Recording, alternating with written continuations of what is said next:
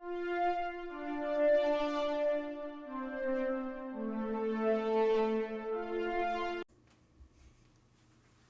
are happy to announce that this episode of the SWW Show is partially brought to you by Humble Bundle.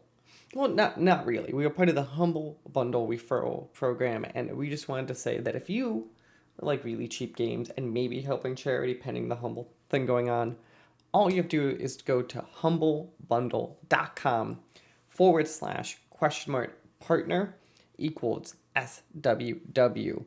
That's right, humblebundle.com/partner equals SWW. And you just do your normal stuff, and it just kind of helps us get a couple bucks here and there.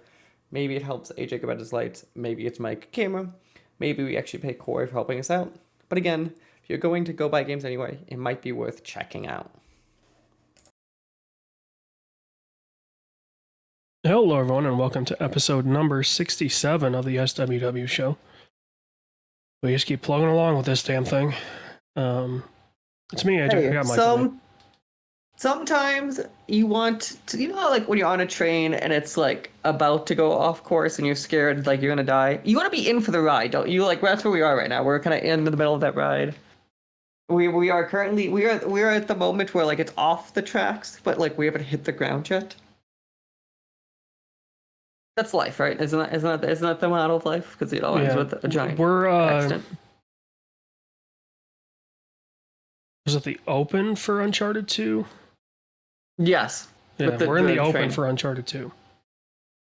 Where we have to climb. We're like climb up a we're one of the poor tree. workers, because like you only see like Nate and then all of the bad guys, but like we're one of the poor workers that like were forced there. And he's kind of like, fuck it, I guess this is life now. We're just the dudes in high-vis jackets and hard hats that are standing at the edge of the cliff going, no, it's not my fucking problem anymore. Oh, that's where we'll go. We're like, well, we haven't clocked in yet. Yeah, shaped. That is us here. We got quite a few things to talk about. Let's just say, so we walked into May, right? And I was a little optimistic at first because it was going to be one of those where I was like, okay, we didn't get many. At first, we were like a little calm on the layoffs, all that news, and then shit hit the fan. I just gotta say, so we're continuing. We'll get to it. We'll continue the layoff list of like big studios that I've kind of tracked announcements of. Do we think we're close to that slowing down, like at all? Do we think it's about to get worse? Because also we've come for like, there's the Paramount rumors going on at the same time. Like there's a bunch of like, I feel like more layoffs are coming, right? In like multiple entertainment industries. Oh yeah, I mean, we are probably 18 months from there only being 4 movie companies. So yeah, because the box office is horrendous this year, and like, yeah, it's gonna be a good time. Yeah. So yeah, let's just kind of jump in. We'll jump in nicely to start with stuff we've played this month. I'll start with, because I know we've been kind of talking about it off, but just kind of shout out playing Hades 2. We got it up on the stream. I think it's still a really great time. There are some mechanics that I've gotten more used to than since we first talked about it, where it's different than Hades 1, where there's like the 3 actions of like an AoE, like some sort of range attack and some sort of like melee attack. They have a charge state for each of them, which I think is kind of a cool feature in there. There's a lot more to unlock, which I think slows it down, but it makes sense. The thing though that I still think, which I think is very interesting about Hades 2 versus Hades 1, is I feel like you get upgrade, like boons, like the gods come by and give you power less in Hades 2, but I don't know if it just kind of is because they have more types of things kind of in between, but it definitely feels like still there's less upgrades, so I'm curious if they change that. But I still stick with, for a game in early access, the only thing where you know that just because there's technically less content, but like it feels like a really out game, and I think I'm still very impressed in the sense of like actually releasing quote early access game that actually at least like is more stable than like a lot of AAA games and other games right now, and that's something I do think that really get shouted out for, of like, understands Indie's team, you're going to do early access, the usual at this point, but like, at no point do you play this game going, this is half a game. Like, you play this, go, oh, this could be a whole game right now, and it'd probably be totally fine. Yeah. Which is kind of the path I took for Hades 1, so.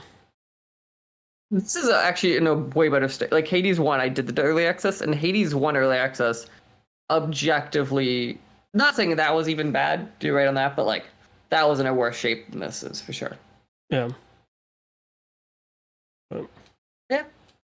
The other game we have here for you, it just says Valhalla mode, and I'm assuming you're not trying to become one of the war boys, so what is Valhalla mode? Oh, it's the run-based thing for Ragnarok that they released for free. Okay. 6 How months ago. is that? It's good. I mean, especially like it gives you a reason to play that game again. Right, because otherwise it was just New Game Plus, and the story's okay. There's really no reason to revisit it. But the Valhalla mode, they unlock all of the abilities. Mm-hmm. So you've got all of your, the skill tree abilities that you can unlock. You've got all of them, which is nice. And is there any sense of permanence in it, or is it like truly like a run, just go have fun?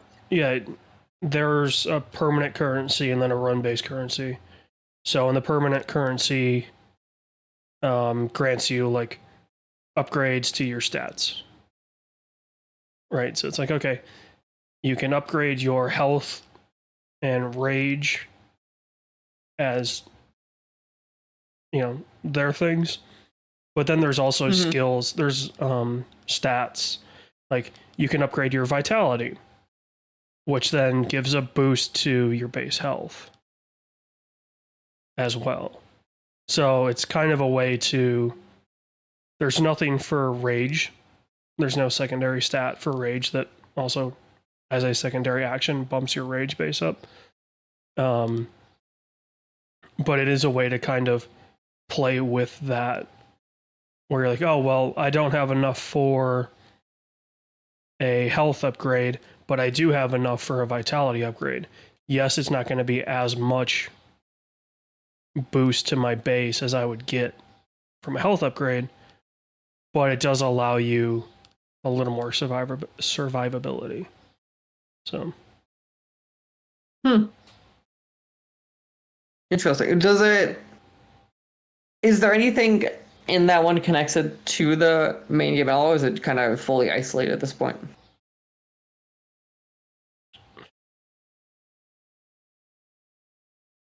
There's connections. Well, okay. It does say that there are major spoilers. And there are. But the interesting thing is, if you don't play the story of Ragnarok,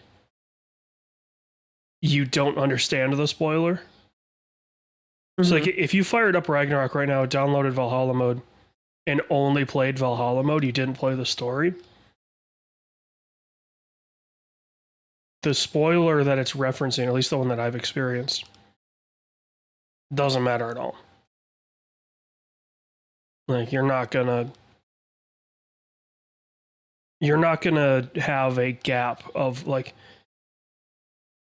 oh, well, this character, well, okay, you wouldn't know the character and why he's there. Kind of. But you also wouldn't know the reference to one of the first lines that Kratos has with him. So I do know that there's the final boss is supposed to be a reference to I think the first God of War, like the original series. And they do reference that a lot in this mode. In fact, you go back to Sparta a couple times, which is cool. Oh, that's pretty cool, actually. But yeah, I mean, there's a lot of bits from this mode that if you've played a lot of the God of War games, which I've played the new ones, and I played 3. Yeah, 3. So I don't have the immense reverence for the Sparta stuff the way that people that have played all of them would. But it's still cool. It's fun. Nice. But yeah, let's jump to stuff we've seen.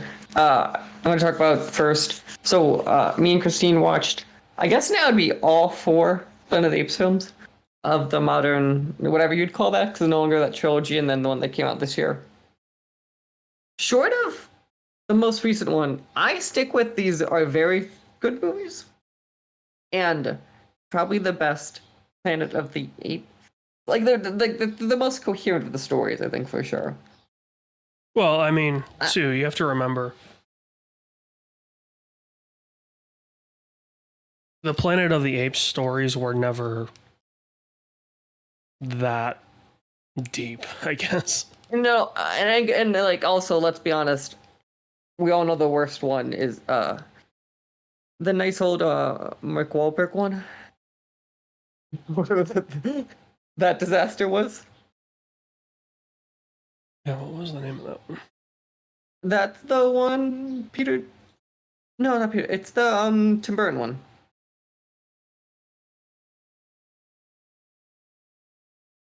I don't want his. IMDb has the dumbest thing of their producer stuff is always first. Oh yeah, it's not director stuff. Well, no, I want him as an actor. I don't give a shit about his producing. Let's see. It was 2001 Planet of the Apes. It was a remake of the... Yeah. It was supposed to be a remake, I think. I don't know. It's a weird movie. But yeah, these ones a good time. The 4th one, I don't... Like, I'm very torn on how I feel about it. It feels that it's the most disconnected because it's so far in the future.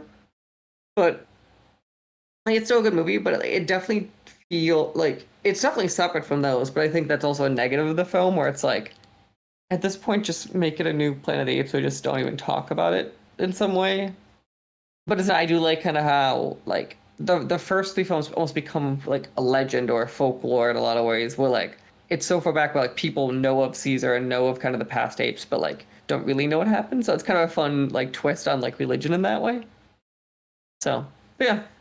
First 3 years, go check them out. Dawn, Rise, and War. And then Kingdom, I think, a good time, but I just didn't love it quite as much. So, there. Yeah. It's like Islam, where... Within a generation, it kind of started shifting.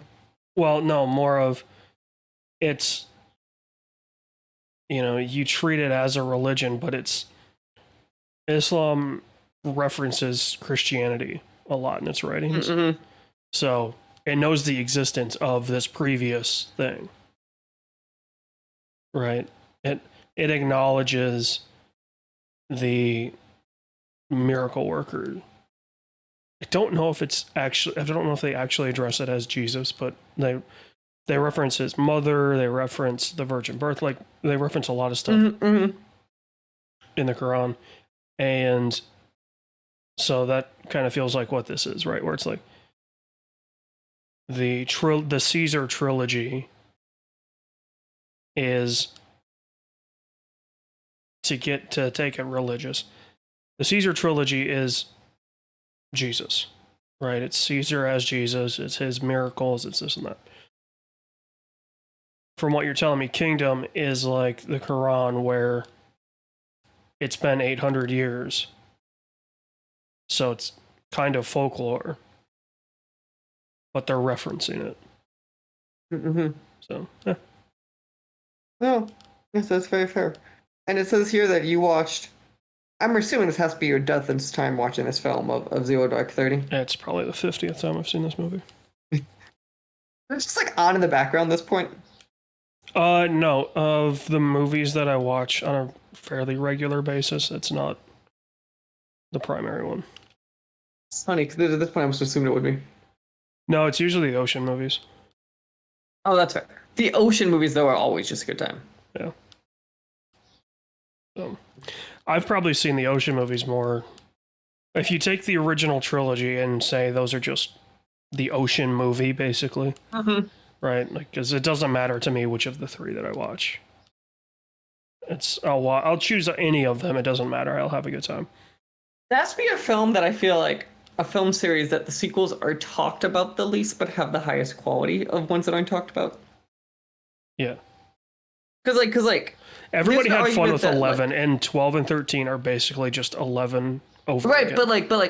but came out though, and they don't get worse. Like I agree, it's probably a little repetitive, but like it's just like you're just going on another adventure. Like it's very much like similar quality. Yeah, they're and that's what's I think very impressive.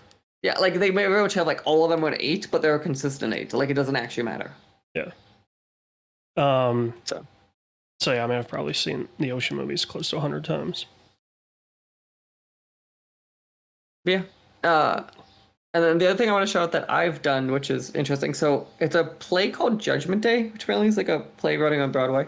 Going back a bit, starring Jason Alexander, that I saw over at Navy Pier. I saw it like last week. I was running last week. It's a very fun play of like basically he plays like a corrupt lawyer, kind of gets visited by his death angel, and it's a play on that.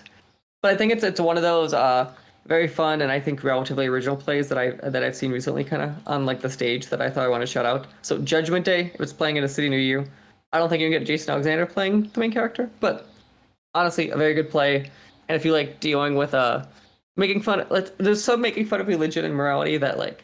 Let's be honest, we have some people who have a stick up their ass, don't like. But like, otherwise, if you're okay dealing with that, it's a good time. I think very well written. Yeah, that's kind of the big catch-ups of our month. Shout-outs. But yeah, let's jump into the news. Starting with, AJ, I asked you, just so I know, did you get a chance to at least skim or know about the story? Yeah, I knew about it. Okay, hold on. There's also There's a Judgment Day that's from the 30s. If you look it up, that's the one that comes up on Playbill. That's probably that one. It's one of those I don't think it's talked about a ton. Let me see. No, there's two different shows. Okay. It's just they share the same name. That is fun. Yeah, so it's the more modern one then. Yeah. The world premiere was at the Chicago Shakespeare, so. Yes, that's where I saw it. So yeah, it hasn't run on New York yet, but it probably will be. Gotcha. So yeah, if it comes to a town of you, it's a very fun one, and it's like under 2 hours, which like so it's not like super long. Which like let's be honest, all that stuff can get too long. Yeah, a lot of musicals get up their own ass. Yeah, that is very true. So yeah, jumping into the news. The big one here is that there's a story going around how The Rock, as we all kind of knew, is not, as he says, the hardest working man in the room. Basically, I'm referencing there's a story here that I pulled from Yahoo News talking about how Red One Down is the name, kind of the headline. The big stuff here is basically how The Rock kind of just shows up when he wants, shows up super late, and like it's just what we to be around. I'm kind of curious, kind of when you read this, what was kind of your initial kind of take there, and then do you think there's a point where The Rock becomes too much of a hassle to people, especially when there's other secondary stuff here that we'll get to of stuff like pee bottles being involved and like some very weird behavior? I'll put it to you this way.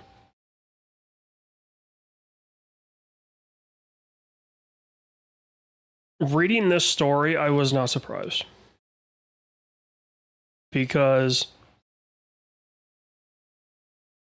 The Rock is a carny. Right? He grew up in a carny household. He wanted to be a carny his whole life. why is anyone surprised when a Carney does Carney shit? Please explain to me why. No, that is Right? fair. Like, that's my problem with when people are surprised when they hear shit about him. I'm like, what? You were expecting a guy that is very coy and subversive about his steroid use because he needs to keep up this fun image, and that he's a hard worker. Like, you think that guy's not some weirdo that just pisses in a Voss bottle? Like, him out though, like especially the Carney thing or anything like that. Like obviously a bunch of wrestlers became actors. You hear a bunch of people who like come from their background as actors, and like I still feel like you don't quite get this level of a story. Well, no, because they go one of two routes, right? They go the funny route where, like,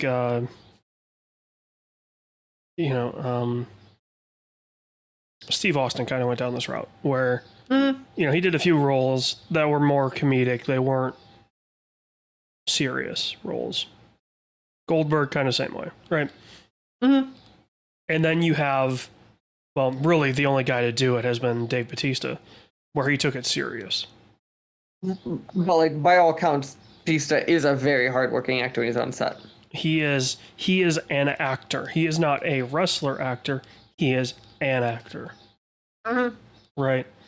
And then you've got the biggest ego on planet Earth in Dwayne Johnson, who, again, like, I don't know why people are surprised when they hear these egomaniacs are the weirdest people in the world. Right? Like, thinking back to the stories of, Elon Musk's dad wants to have a kid with his sister, with Elon's sister, like, to keep the bloodline pure, whatever his reasoning was, right? Like, you're surprised that somebody that is that whack, who has surrounded himself with yes people his entire life, does weird shit. Why are you surprised? Right? Like, and I think part of it too is people put celebrities on a pedestal and they think that they are their public persona all the time, and they aren't. And they're shocked when they find out that celebrities are normal people and that they put on a face in public. It just happens that their private life is a lot weirder than ours. It reminds me of my theory that, like, let's be honest, every politician's egotistical. Like, if anyone says, like, they're not egotistical politician, that just means they're the most egotistical because, like, that's their persona. Yeah. Because, like, there's a level of, like, to have to be one of the positions, you have to be a certain way. But, like, there's a lot of that, too. But, yeah, so the thing with The Rock to me is, as we kind of get to it, how long do you think until, because The Rock for a while was like the box office, right? He showed up, movie made money. That's obviously become less true, and especially it seems like in the era of streaming, like these things don't have tails to them, especially like these one-off movies. Do you think we're gonna get to the point where, let's be honest, The Rock becomes like a washed-up action actor instead of the genre of action which he was for a decade and a half?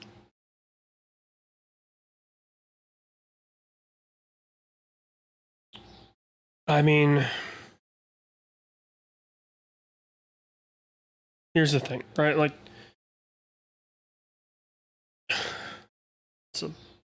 what's the nice way to say this?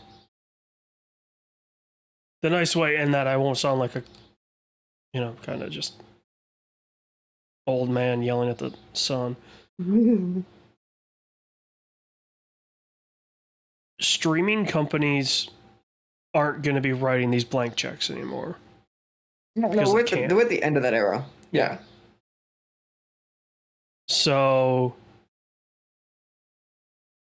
he is going to have a very long look in the mirror and a very tough conversation with his crew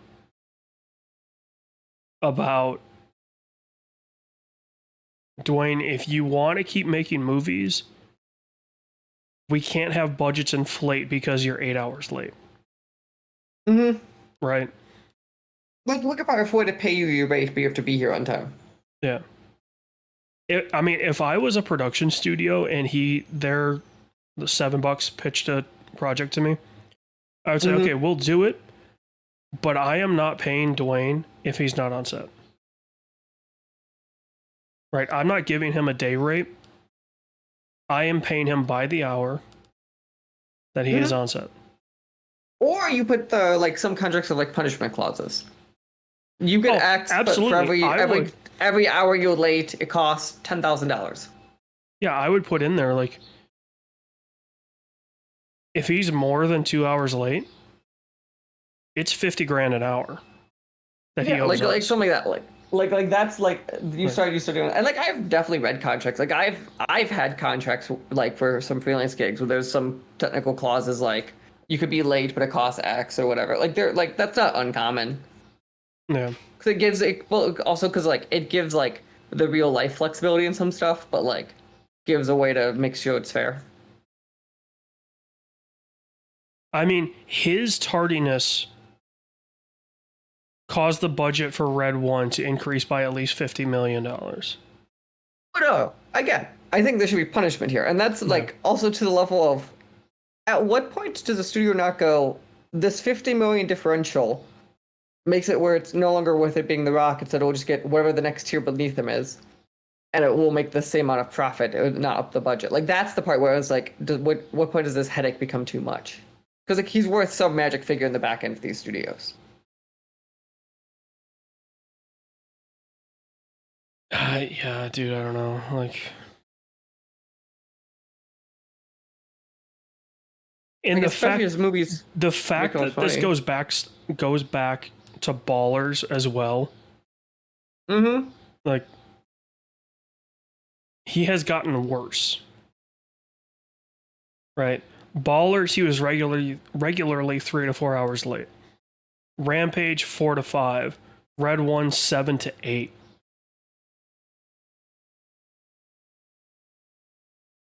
And there's a comment in here. His absolute refusal to work more than a 4 or 5 hour day. Right, he didn't want to work a full shooting day. Well, guess what? I've heard the inverse of actors working 10-hour shooting days or whatever, when it's insane sets. Yeah. Actors understand. Actors are there for art. If you're not there for art, then quit being an actor. Right? And the part of the acting job is it's the ebbs and flows of, you understand there are times where you have no work to do, but then the other times this is my life for 2 months. Yeah. So, it's just that his ego is so fucking big that he needs to be in control. And the fact that he angered Vin Diesel, Hollywood's resident ultra nerd and ultra nice guy, right? Mm-hmm. Vin Diesel, who just wants to go home and play D&D. That's all he wants to do. He wants to make his art, and then he wants to go play D&D. That's all he wants to do in life. The fact that The Rock's tardiness issues and his ego caused Vin Diesel to have a separation of $1 billion franchise. It's dude, that shit may have flown when you were in the WWE because you were drawing. Mm-hmm. But you don't draw like you used to, especially since you're on streamers. Yeah, and streamers don't have that same kind of... Also, let's be honest, this I like also this is not like a Rock exclusive thing. Every action star kind of goes through this like you are the peak and then you go past it. Like the Rock's just past his peak. Like if we're just kind of for like being legitimate from a like timeline point of view. Yeah.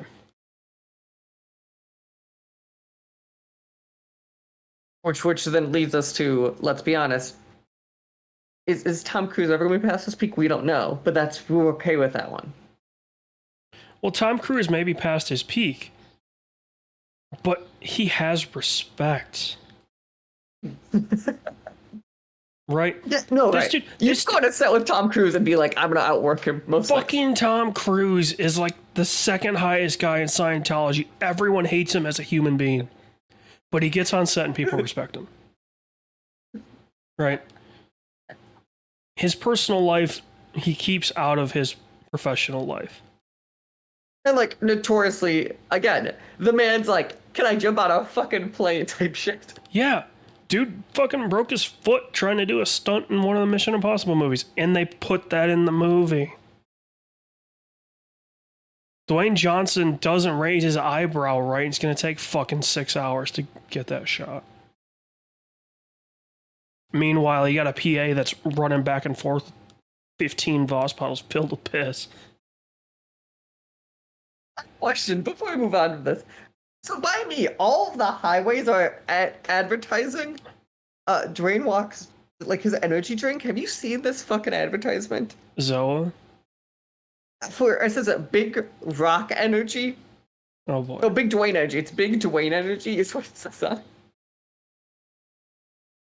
I haven't tried one. I've never had the urge to either. Like, no, it's okay. I'm gonna be honest, most energy drink advertising kind of sucks. This is like, even by their standards, sucks. I mean, the problem is everybody has to compete with Red Bull and Monster. And like, it's such a saturated space that like you're just going, I'm celebrity, have a good day, but like Red Bull and Monster have the energy drink market advertising locked down. Do you remember when Rockstar was a thing? I mean, Rockstar is still a thing, and in fact, I like their recovery. The energy drink in tea, which Monster has the rehab line. They're less caffeinated. They're the ideas, right? Like that's the hangover drink. So, which one of them was made by the son of Michael Savage? One of them I remember being like made by the son of like a conservative talk show guy. Which one is it?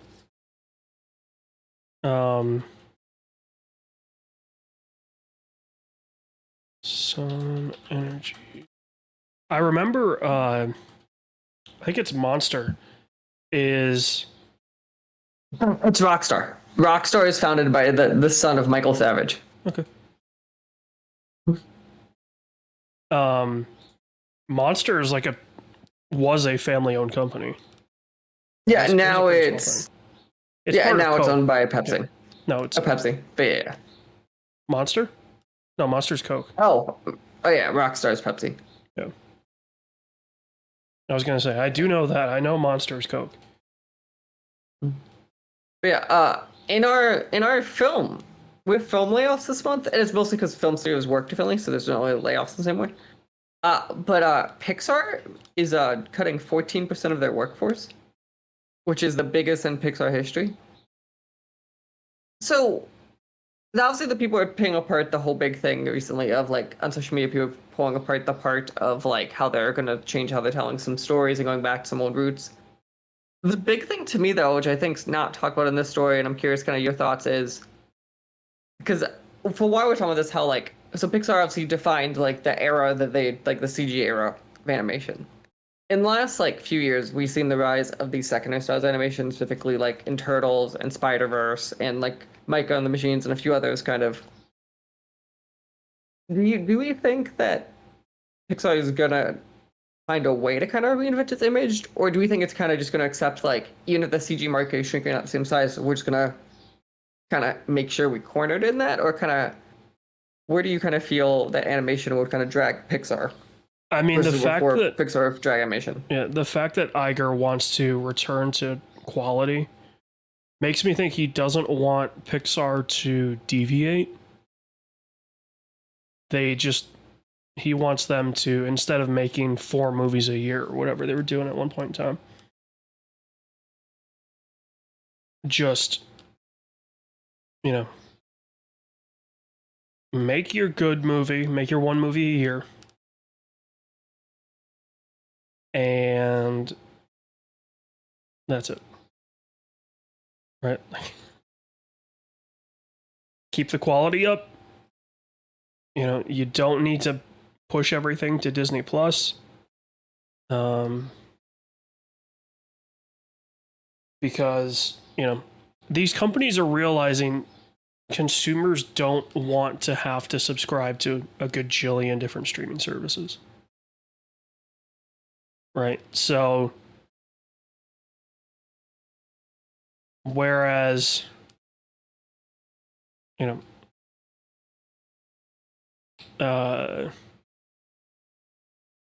Luca, Soul, and Turning Red could have made, maybe $150 million in the box office because that was still COVID. Yeah.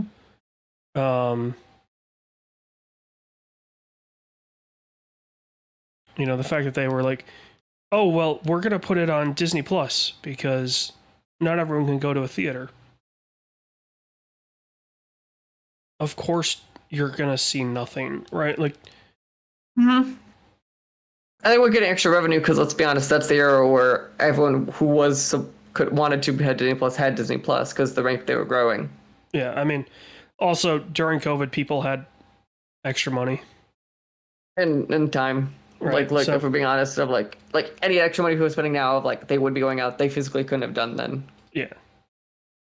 So it's kind of it's interesting because like that was when Disney was experimenting at the same time with the like premium model for Mulan and Black Widow, and they made a very deliberate point to not do that to Pixar films, if I remember correctly. Which I'm curious if it had any secondary effect on people going to theaters longer term with these, because like you trained people that Pixar specifically was included in Disney Plus, if not day and date, soon enough that they didn't care anymore. Yeah. It's like, I'd be curious now that, like, independent of the softness of the brand compared to what it once was, if there'd be extra deterioration if you released a Star Wars movie to the box office, because you've trained people now that, like, you've trained the general consumer that, like, hey, if I open Disney Plus every 3 months, there's something new Star Wars going on, that, like, they probably just wouldn't go to the theater on top of the natural deterioration of that brand already.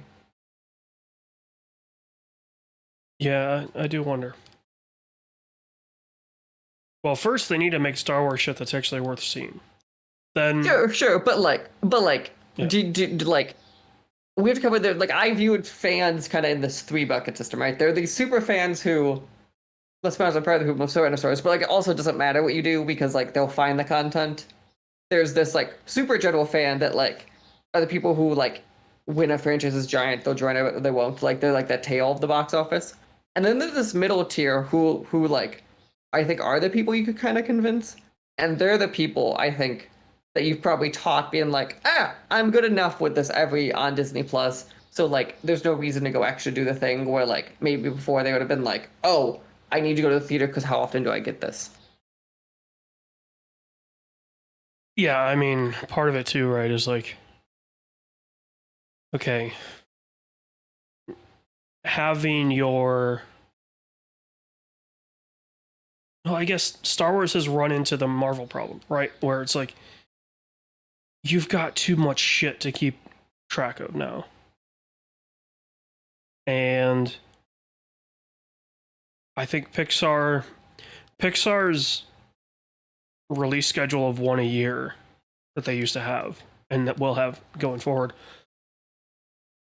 I think is good because it's like, okay, there's going to be a kids movie coming out so the parents can plan accordingly, or whatever trip they take. Yeah, they know the end is near for Frozen 2 or whatever the movie that their kids obsessed with right now is. So having that was a benefit, but now it's just like, what, you know, what does a company like Disney that went so heavily? God, I don't know if there's a single company that changed their distribution pipeline so much. Yeah. Like they basically killed any of their cable presence. They killed like the amount of things they fundamentally like because like people forget like as much as we don't have cable, like cable is still relatively big enough where like channels still kind of exist there. You know, it's like things we don't talk about the same. And like they straight like kill Disney Channel or Disney XD, like any of these secondary things that still exist in the market just to 100% push people to Disney Plus. Yeah, it's just, I think we're nearing the idea of people are seeing through the greed. Mm-hmm. And you know, there's talks that there's going to be a cable like bundle, right? Of it's like Disney Plus, Netflix, HBO. Yeah. I think are the three, and it's going to be like $19 a month. Which like, TBH, that's one of if you had a family, 100% that deals is worth it. Well, here's the thing. Yes, it may be their ad-supported plans. Mm-hmm. Well, guess what? The money that you just saved by downgrading to that, Mm-hmm. spend that $30 that you saved instantly on a Raspberry Pi 3. Build yourself a Pi hole, and it doesn't matter that you have the ad-supported version. You'll never see ads. I just broke the system. So it's funny that streamers realize the age-old thing that was always true is that cable companies made more money on the ads than they actually did on the cable revenue. Yeah. Like the cable revenue paid for the bills, and then most of the revenue was the ads. If you looked at the actual metrics of it. Yeah, AT&T didn't become a $500 billion company off of idiots signing up for cable boxes. Mm-mm.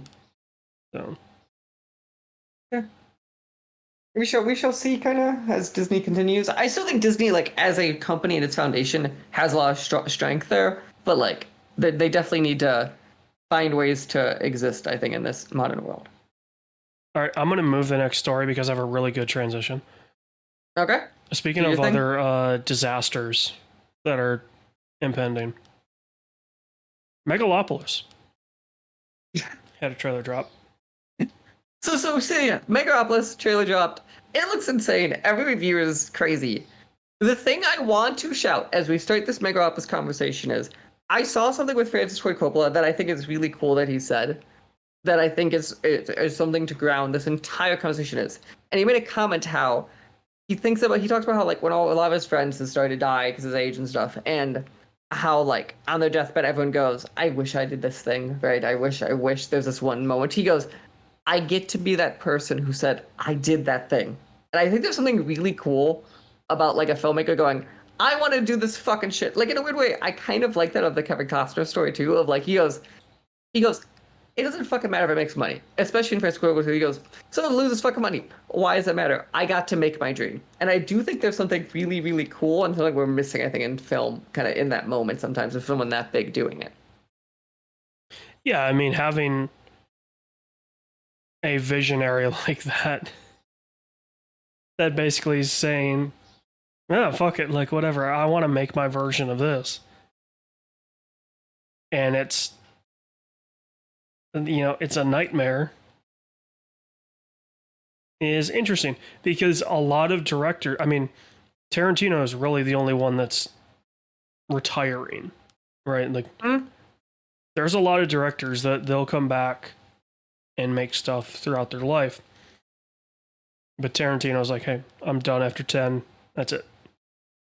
I like how Coppola's making this point being like... That's what I was going to get to, is I want more directors to produce these fever dream We need a fever dream from Scorsese. We need a fever dream from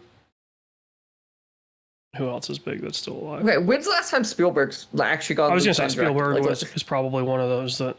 Like Spielberg, I feel like since the '90s, like has become like Spielberg. Even he's talked about like his style is just the blockbuster. Like I want that young Spielberg. I want the Spielberg who just goes, "Fuck it, I don't care if this cares." Where Spielberg, I feel like at this point gets such a budget and has such expectations that he just takes the safe route.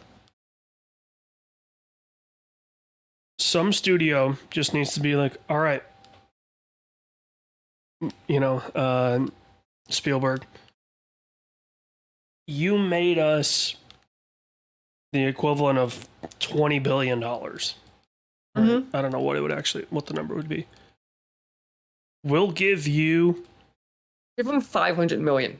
We'll give you $500 million. Make whatever the fuck you want. I don't care what it sells.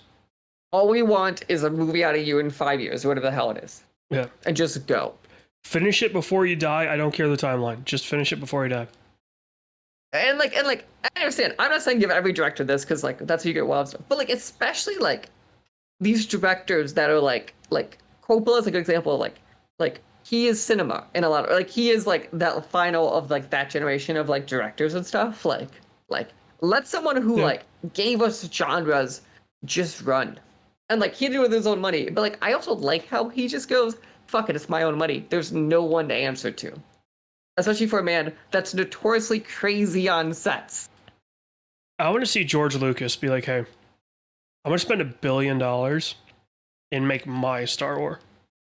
Can you imagine? Because, like, change the character now. Can you fucking imagine?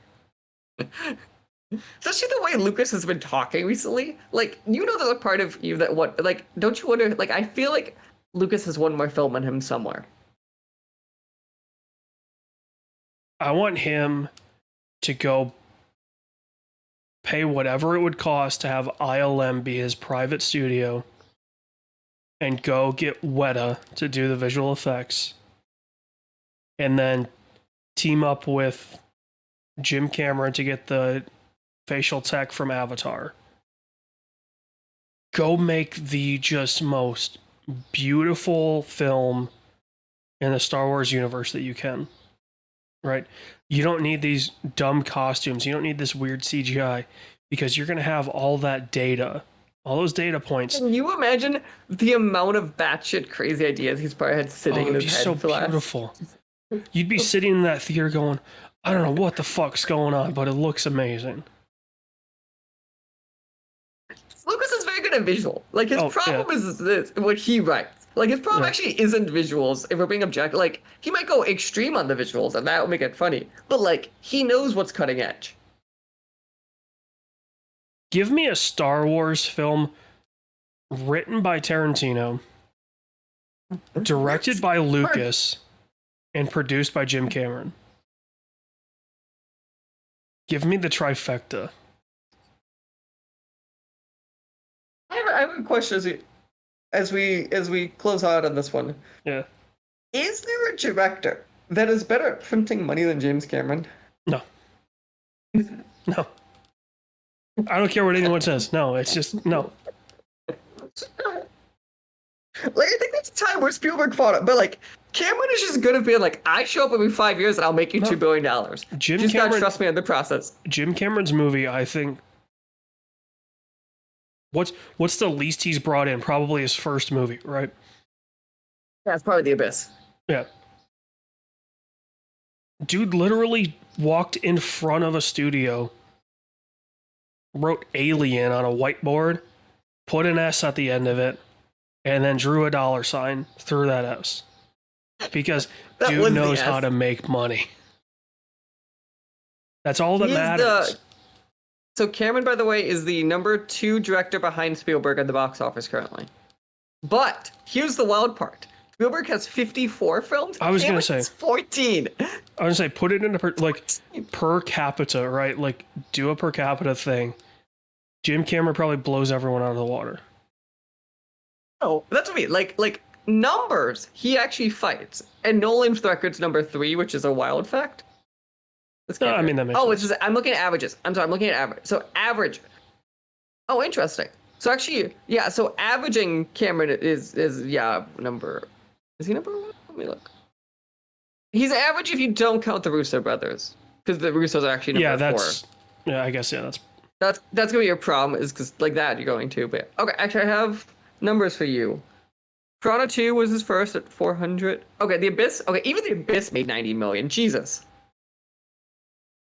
yeah. That's what I'm saying. No.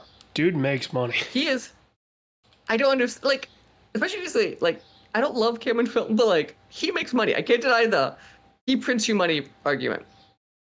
Let me put it to you this way. Guy's got a franchise that's probably worth $5 billion. Can you tell me a damn thing that happens in Avatar? No. They're so forgettable. The people that look like the better version of the people from Way of Wakanda. Those movies are so boring, but they make a good $1 billion. It's wild about that franchise, right? You know, one of the hallmarks of good franchise historically was, can you make toys and things out of it? You can't make shit out of Avatar short of a theme park. Yeah. Like, no one's buying the Blue People toys. Nope. Well, there's probably a very small community that would buy the tail hair thing. And you know the community that I'm talking about. Okay, but like, what are you making? $10,000? These people are broke. Like, No, you could probably charge 10 grand for one of those setups, and you'd sell probably more than you're thinking. oh Jesus There's enough Christ! And freaks out we're there. closing it at that point. Yeah. We're closing the fucking freak show at that point. Okay. Yeah. We're just gonna jump straight into. There was a trailer dropped also for Dune Prophecy, which is the show going on whatever the fuck they call Max or I don't know, whatever the fuck the Warner and their fucking brandings. I just wanted to shout out because like I was shocked how good it actually fucking looked. Because when I heard Dune Max show was not having high expectations, but I want to shout out of if you just told me this was another Dune movie and I just watched this trailer, it's like it passes. Like it 100% was I think objectively a better trailer than I thought it had any right to be. I mean, kind of you had the same impression. This is just an HBO miniseries. Mm-hmm. When has an HBO miniseries gone wrong? Right? There's been ones that are flat, not that great. Mm-hmm.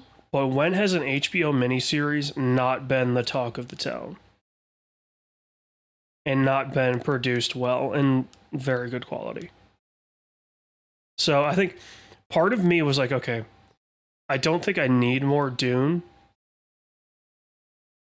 But seeing the path that they're taking for this, I am more confident in it than I was if you had just told me, hey, there's a Dune series out. 100%. 100%. So, but yeah. And then the last of the trailers, we're finally getting Nintendo World.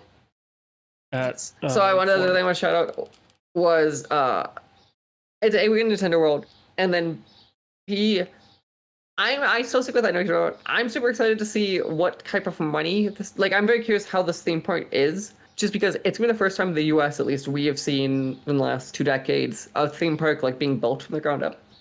So I'm going to be very interested. Because this isn't an expansion, right, of something already there. It's So like it's brand new. The infrastructure is brand new.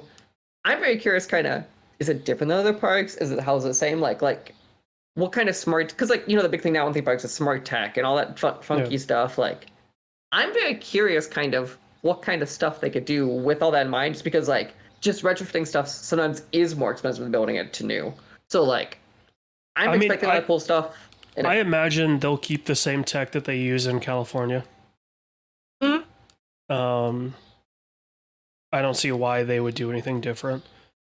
But like even there's the other areas though, like in this one that California doesn't have, right? Because they Yeah. both will have Nintendo World, but like there's gonna be like the Harry Potter built from new, and a few other, or like they have the monsters. I'm very curious, kind of, can they do stuff that they couldn't do in these other parks?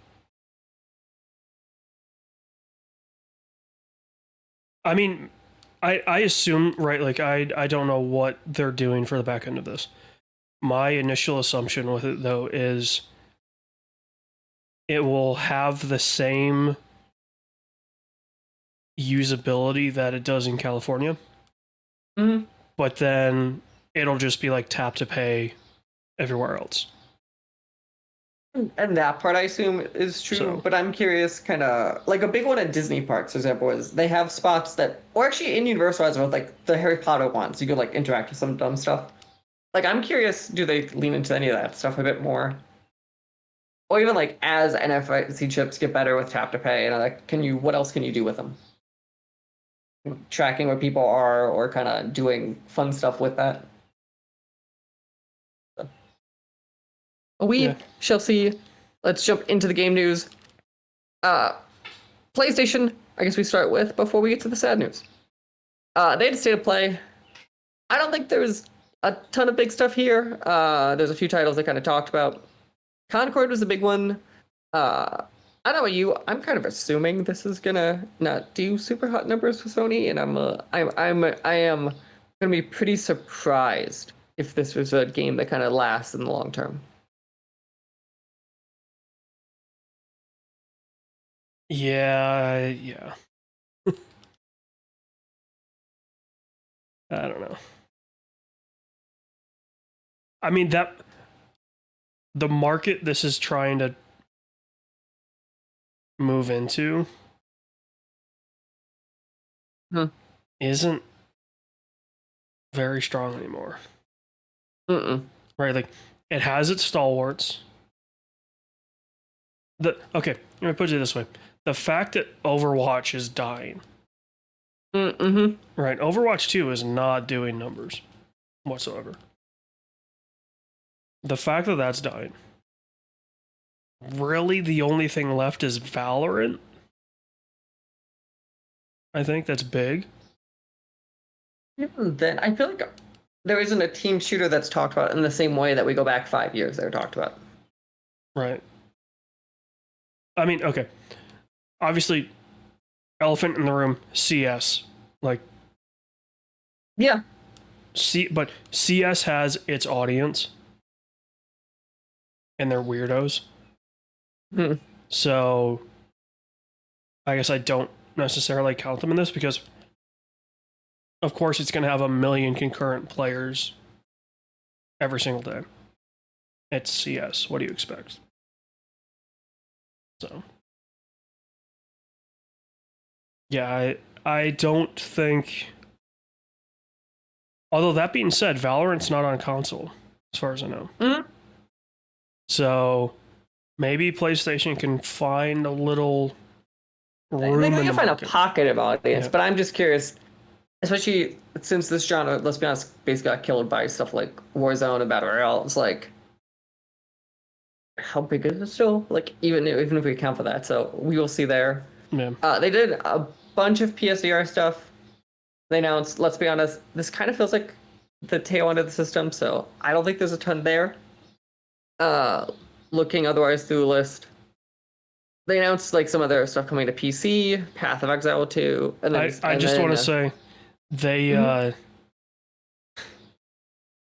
they gave Matt Rory his super ultra wide support for yeah, they did. Which And then I'll lastly, be honest, a game like that, I don't think I want ultra wide really, how come? because you need to focus on what's in front of you. That's very true. Right? Certain difficulties in that game, you're basically a 2-hit and you're dead. So you need to focus on what's in front of you. And if you've got an ultra wide and you've got all this extra FOV, I would no. I would die a lot. Mm-hmm. No, that's very, very true.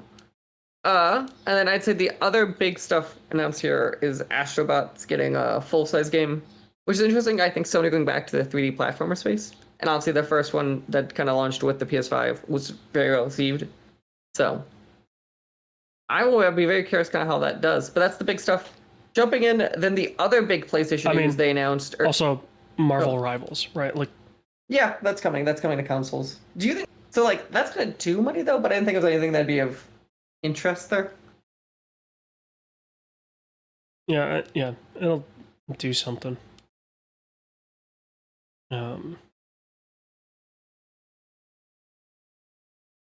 The Silent Hill 2 remake is probably, if we're being honest, probably the biggest thing that was announced. Yeah.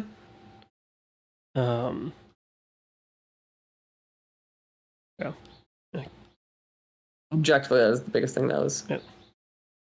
Nice. That's one of the most well-regarded games of all time. Remake, and it looks like it's an RE style remake of. It looks good, like. You know, they didn't just do a simple reskin. You know, they went in and did the proper work. So I was gonna say, and then the other PlayStation news that got announced is that PlayStation named its official new CEOs. So first in PlayStation history, there will be co-CEOs, with Herman Holst, who is in charge of PlayStation Studios now, being in charge of all of the first parties and that part of the pipeline, and then Hideki Nishino, I believe. Hideki Nishino is going to be in charge of all the hardware and technology side of PlayStation, including PlayStation Network. I think it's very interesting that they're separating this position. I also think it's probably very smart at this point, especially like as this stuff kind of grows and as PlayStation starts doing more multimedia and kind of other stuff, kind of separating out the hardware and software fully, hopefully kind of gives them a little more room kind of to separate them and also maybe focus a bit more. Because PlayStation probably doesn't get enough credit, but they tend to each generation experiment at least with hardware, obviously with PSVR, or you saw that even like some of the controller changes stuff. Like at this point they've turned into a decently, or the portable, they've turned into a decently interesting hardware R&D space, I would say, and I think I'm kind of glad they're still putting a decent amount of money in it. I mean, they always get overshadowed by what Nintendo does, but that's because Nintendo can't figure out what the fuck they want to do. Or at least Sony is smart enough, I'd say, also, where like they'll experiment, and those experiments can fail, don't get me wrong, and we've seen that with Wonder Book or Move or stuff, but like they also, it isn't like their whole product, so if it fails, it doesn't affect the brand as much. Where like Nintendo goes like, here's the Wii U. Oh crap, the gimmick is the console. Where like Sony goes, here's the PS Move. Oh, you don't like that? It doesn't matter, it's not the console. Yeah. So I like, at least that's the part that I think they make safer bets on. Well, and like the DualShock 4 and the DualSense are probably the two greatest controller innovations since the analog PS1 controller. Right? So to have back-to-back major advancements in controller tech is pretty impressive. And like everyone point to, well, it got more expensive. But like if you look at like really over time and like what it did, like I'd bet you manufacture things more expensive than a base controller was too. Yeah. Oh yeah. Oh yeah. So like I don't think this is a 1-to-1. The controller, I think, is one of those few points where I'm like, this is not a 1-to-1 from a cost point of view anymore. That they are definitely found ways to make it cheaper, otherwise it'd be insanely expensive. Yeah. Yeah. Just remember, like PS2 controllers used to be like $30. Yeah. But that was also 20 years ago. So, you know, that's probably the equivalent of about $70 now. So it's like, and I would argue controllers now are like, now they're better than the PS2 controller. I think PS2 controller for a while was very high, but like at this point, like the PS4 and the one and the PS5 one, I think are objectively, I think are two of probably some of the best controllers on the market we've ever seen. Yeah, the tech in the DualSense I like.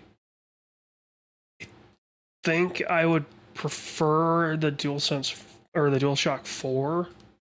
And like that's out, and I think even like you can argue that like the Xbox One controller is also I think a very good one too. Like I'm not Yeah. saying that like this is just a Sony thing, but I also like I think at this point like we've gotten to the point where modern controllers just kind of are like they know how to make them. Yeah.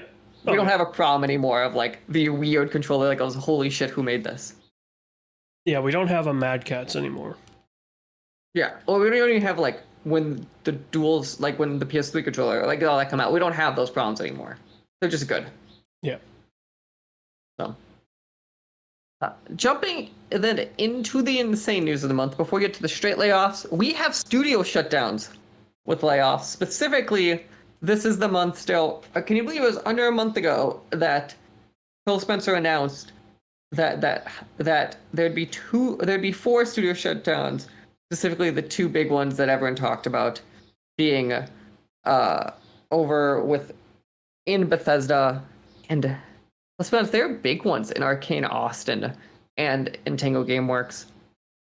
Yeah, like, I think Tango was a lot bigger than people expected. Arcane Austin, I think, had the writing on the wall, I think, more visibly, right? Like, with the reception to Redfall, I think Tango was one, I think, that I'm being objective, should have shocked people more, even though both of them seem to shock people. Yeah, again, I don't know why people were shocked that Arcane Austin fell. Like, again, I don't like that they did, and I think it was a very talented studio, but, like, sales-wise, no one could have pointed to Redfall and been like, they were safe. Or even reception. Yeah. Like, I could at least have pointed to the reception of Hi-Fi Rush and been like, in theory, they should be safe. But, like, what could you point to for Arcane Austin if we're being objective? It's like, okay, Redfall was a commercial disaster. It was a critical disaster. There's 0 redeeming qualities to it. Obviously, makes sense that the studio is going to shut down. 100%. Then you look at Tango, and it's like, okay, Hi-Fi Rush, commercially, probably not a major success, if a success at all. And I bet you, when you shadow drop a game like that, I bet you it was, and even they made a comment how it beat expectations. So, like, I bet you, like, whether, because it wasn't a small game when people conflate, because it wasn't a small game from a budget point of view, it was probably like a mid-sized game. It probably was like a $56 million game. It wasn't like a $5 million budget on this game. It wasn't like even Pentiment whether it was. It sounds like a really small budget, because like Hi-Fi Rush had 50 people on it for 5 years. Like, it was a decent sized thing. Yeah. But like, they knew internally what they were getting, and like, even the way they dropped it, like, they very much knew that. But like, it's interesting because you do get the like Matt Booty like right after that talking about how you need games like Hi-Fi Rush and like how it won awards because that's been the problem with Xbox, lack of their prestige. Like, yeah, dude, that, oh dear God, that messaging was just like, we need games like the one that the studio we just shut down, and I was just like, I understand space. So my understanding of what we were reading and based on what I'm seeing is basically Microsoft gave a directive of we need to lose X headcount to Bethesda. So Bethesda made the decision, and this is basically decided was we're shutting down the 2 most recent teams studio-wise, and they shut down 2 other smaller teams. And the idea was basically because that way it's like an initial headcount because there's no like projects they're far along on because they're in the pitching phase. Yeah. And like I get that from a like, oh, I have to minus headcount. It actually does logistically make the most sense to kind of just do that. Like, because you wouldn't do that to Bethesda Game Studios. Like, it makes sense. It's the coldest way to go about it, but it is the best way to go about it. Right. It is the most, I would argue, if I just went to the endpoint of logically looking at it, independent of human or any other like secondary things like prestige looking at, it would make the most sense. But that's like it's the problem I think we're also having is like, because other studios we could look at like we could be like, here's sales numbers, right? It'd be like, oh, look at revenue or sales. Why is this thing having layoffs? Like when in Sonic layoffs, independent of the game cancellation, we just kind of looked at like you said a major hit. What happened? Microsoft makes it all so opaque because there's no longer sales. It's like usage and all these like abstract metrics. Yeah. That now like, I think the problem they're gonna have too is like, I could point to if I'm PlayStation, I shut down. Like, well, Venture and Media Malco shuts down because let's just be honest. they can point to it and go, yes, Wii U NFT makes money, but we could show you being like, this game did not sell, so we lost so much money on the investment of the studio. Yeah. Microsoft can't do that, so it now becomes when Microsoft shuts down the studio of 90 people in Arcane Austin, we're going to go, we don't understand where money comes from. Microsoft, you are a $1 trillion corporation. Why can't you afford this? Instead of, they don't even have the deflection anymore of now, studios could look and be like, well, yes, we have a ton of money, but like they're kind of separate entities, and here's how much money they made. Microsoft can't really do that because of how the model works. Yeah. Yeah, it's... They dug their own grave. Yeah. Can't be mad at them. So, we shall see. But yeah. And jumping in then to close off with layoffs for the month. It's a smaller list, but it's still not happening. Lightforge Games basically shut down majority of the staff. Donnian Entertainment, which is another one of the team that was a few teams shut down. Avalanche Studios closed 2 studios, including their New York office, which I'd say was a pretty big one that I don't think we kind of expected. Take-Two Interactive shut down. Roll7, Anderson Games, and there's stories that they're trying to sell off Private Division currently going on.